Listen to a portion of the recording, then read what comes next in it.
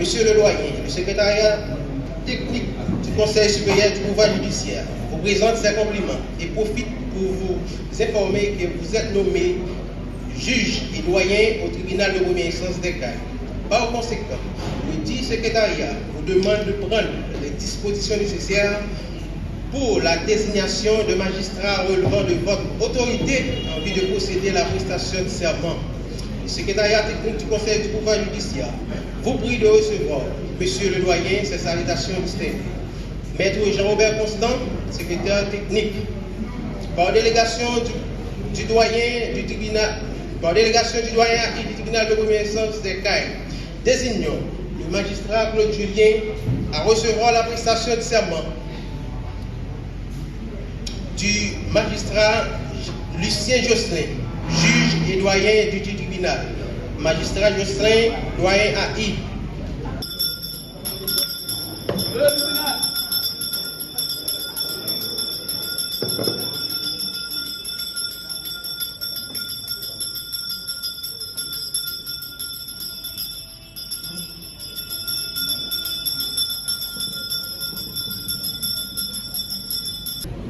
Je jure d'observer la Constitution, de suivre dans l'exercice de mes fonctions les lois de ma patrie, d'aider à la distribution d'une saine et impartiale justice, et de me conduire en tout comme indigne et loyal magistrat.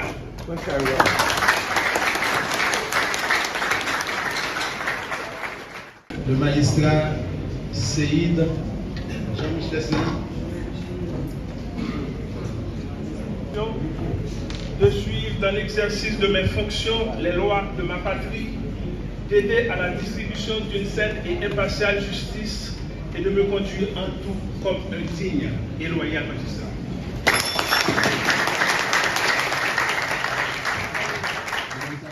Je jure d'observer la Constitution, de suivre dans l'exercice de mes fonctions les lois de ma patrie, d'aider à la distribution d'une saine et impartiale justice et de me conduire en tout comme un digne et loyal magistrat.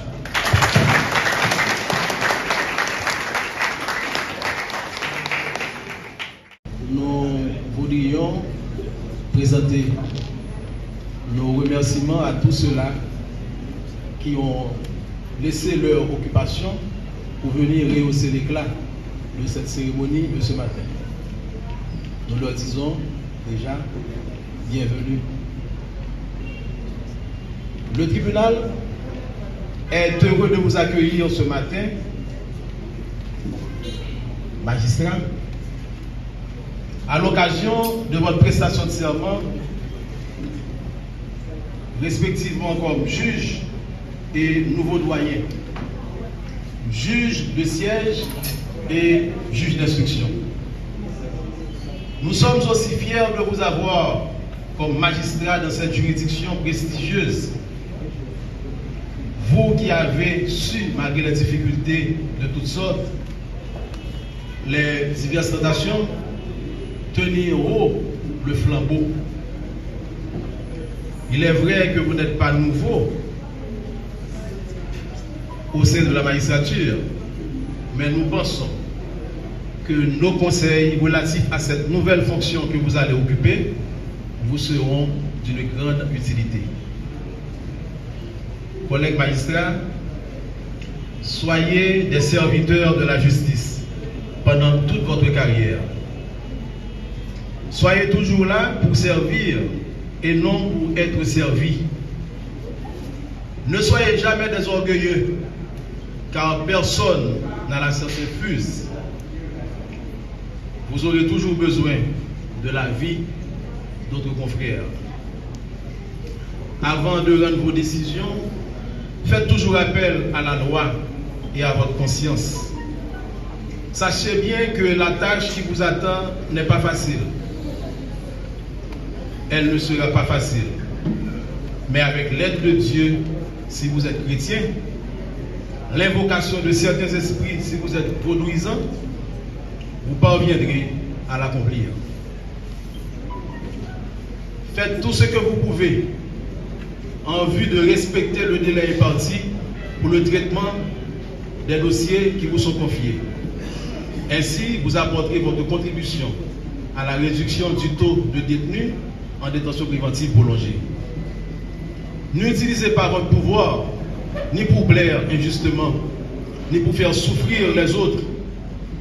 Faites en sorte que vos décisions soient le reflet de l'équité et de la justice.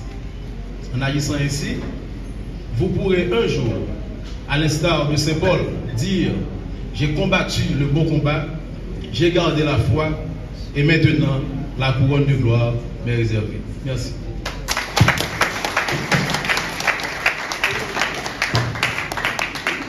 Maintenant, nous passons la parole au ministère public pour ses propos circonstanciés.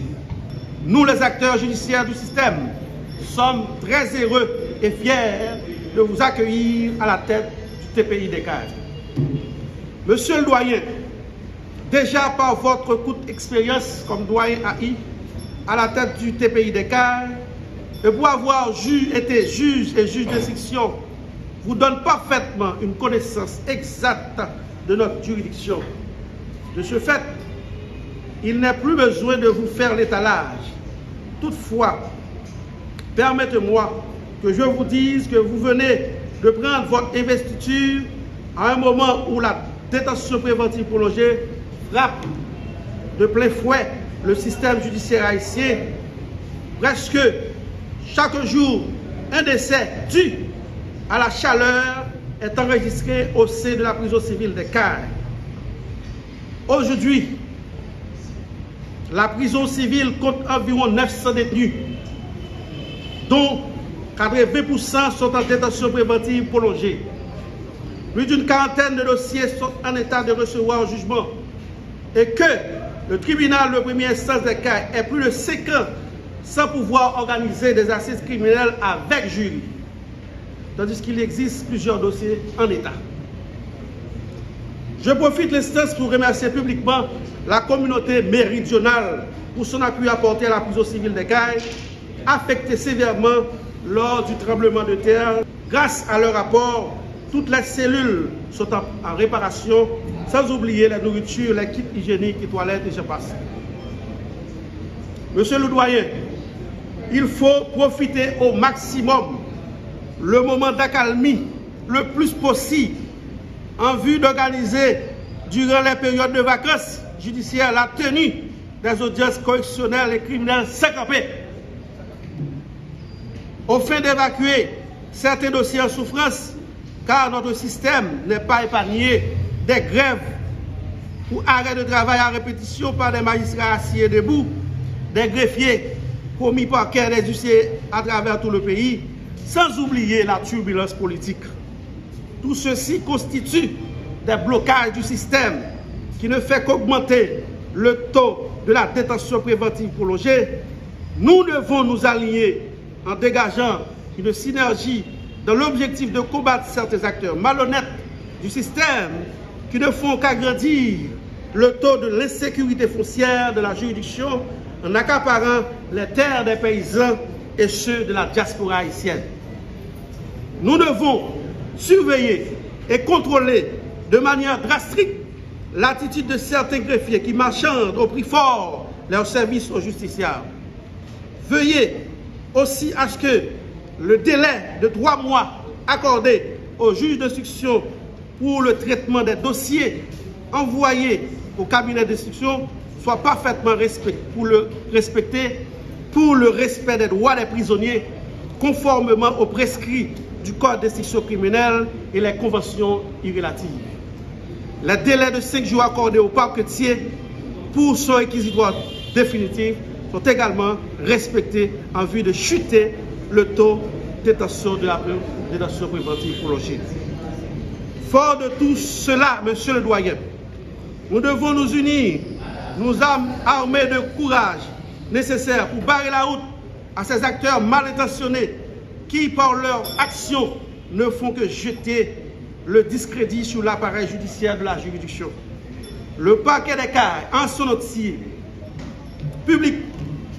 réitère publiquement sa volonté de vous offrir une collaboration sans faille en vue de lutter contre l'insécurité foncière, la détention préventive prolongée, le trafic illicite de stupéfiants et la corruption, de combattre le banditisme dans toutes ses formes et teneurs, que le Sud reste ce qu'il est, pas de place, ni de cachette pour des bandits.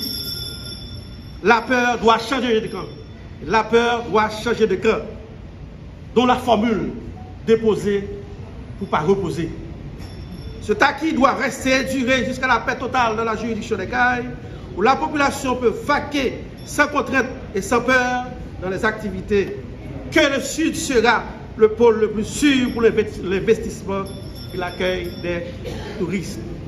Enfin, mesdames, mesdemoiselles et messieurs, en vos grades, rangs et qualités, le doyen et moi allons travailler ensemble pour faire un chèque aux gestes malhonnêtes du système qui entravent le bon fonctionnement de la justice dans notre juridiction, et aussi de faire avancer les choses de manière positive pour le bonheur des justiciables. Déjà, monsieur le doyen, le parquet des Cayes, par mon organe, vous souhaite du succès dans cette longue bataille pour la tenue de la positivité dans la juridiction. Que le grand architecte de l'univers vous accorde la sagesse du roi Salomon en vue de mener la juridiction au bon port. Bon travail et bonne chance. Merci.